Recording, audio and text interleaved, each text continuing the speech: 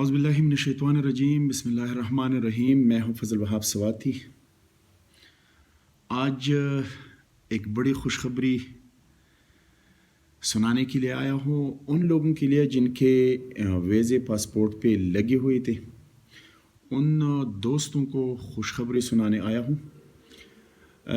दोस्तों, जिन भाइयों के वीज़े पासपोर्ट पे पहले से लगे हुए थे, आज सऊदी हुकूमत की तरफ से, चाहे कराची की एम्बेसी हो या इस्लामाबाद की एम्बेसी हो, अब आपको कफ़ील के लेटर की कोई ज़रूरत नहीं होगी और अभी आप अपने एजेंसी वाले से रब्ता करें, अपने एजेंट से रब्ता करें। वो अभी आपका वीज़ा बग़ैर लेटर के चेंज कर सकते हैं।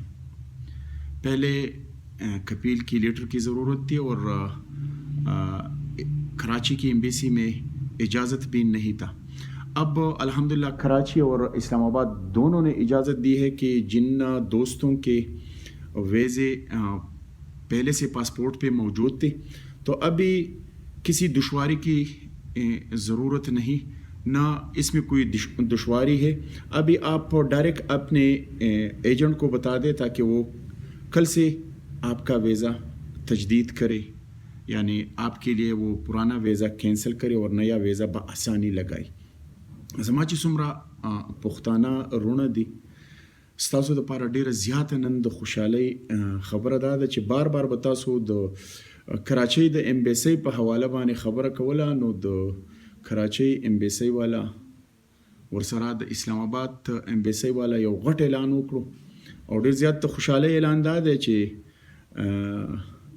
ستاسو ویزې به اوس بغیر د کفیل د لیټر نه کینسلیږي او نوې ویزې به پې لګي.